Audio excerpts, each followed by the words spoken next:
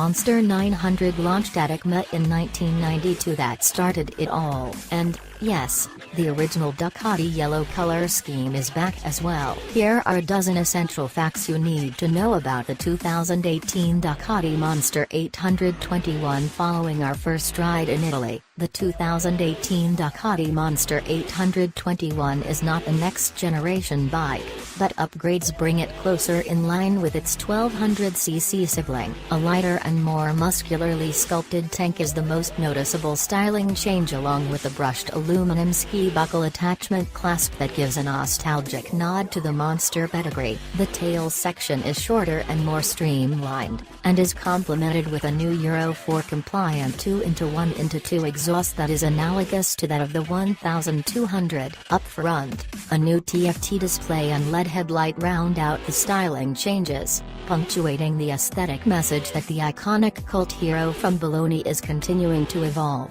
The 821cc Testastretta 11° L-twin is a fantastically fun motor, with a claimed 109 horsepower at 9,250 revolutions per minute and a peak of 63 feet-per-pound of torque delivered at 7,750 revolutions per minute. The power plant is not overwhelming, yet has enough breath up top for some very spirited riding. With a red line at 10,500 revolutions per minute, most of the power is made in the upper third of the rev range, along with a healthy mid-range, which is the sweet spot for a wide swath of riders. The slipper clutch is cable actuated and has a nice light pull, but can feel notchy when shifting under high loads. This can be remedied with the Ducati up-down quick shifter as a factory-installed accessory. It eliminates using the clutch or closing the throttle while upshifting, and only requires a closed throttle to downshift without the clutch while braking.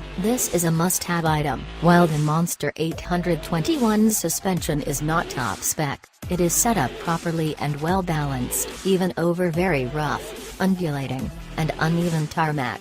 The stock suspension setup works surprisingly well. That is good news, as the 43mm Cauba fork is not adjustable. The Sachs shock has adjustable spring preload and rebound damping, which is helpful for compensating for heavier riders or two-up riding. At 175 pounds, geared up and ready to ride, I felt the suspension is a little on the soft side. However, it is balanced fore and aft. Although I experienced a decent amount of fork dive under hard braking scenarios, it was predictable and didn't upset the chassis upon corner entry and settled well for carving through the apex in tricky conditions. The Pirelli Diablo Rosso 3 tires offered exceptional stability and grip. Patchy and cracked tarmac can be a challenge, but the Diablo Rosso 3S performed beautifully. Even after reducing the electronic assistance, the front-end feel is there. Edge grip on corner exit is very predictable and consistent. Dual radially mounted calipers provide good, progressive braking performance. The Brembo M4-32 calipers are mated up to dual 320mm rotors up front and provide a user-friendly initial bite from the axial pump front brake lever. The feel is very linear all the way to the ABS assistance setting. Consider the playing field leveled with fully customizable ride modes that are extremely easy to use. Sport mode is my favorite, with full and direct power delivery, but I overrode the default traction control settings of 3 and ABS of 1 and set them both to 1. This allows for moderate power wheelies with soft landings and minimal ABS intrusion. The rear wheel can still lift under hard braking. Touring mode delivers full power with a little more progressive throttle, and urban mode caps the power at 75 horses. Considering that there are 8 levels of traction control and 3 levels of ABS to choose from, these ride modes can be completely tailored to skill level and road conditions. If you happen to own a private piece of tarmac, you can have a lot of fun riding like a knucklehead on the Monster 821. Turn off traction control and ABS and turn up the fun. The strong but usable power characteristics of the dieselodromic-driven engine can add up to endless wheelie sessions, stoppies, and getting rid of the extra rubber on an already used up rear tire. The new TFT screen is very functional and easy to read in all light conditions. The fuel gauge and gear selection are now displayed, and there are are 3 different display screens for each of the ride modes: Sport, Touring, and Urban. Additionally, each one is customizable. There is also a Ducati multimedia system as an available accessory that includes Bluetooth smartphone connectivity for music player,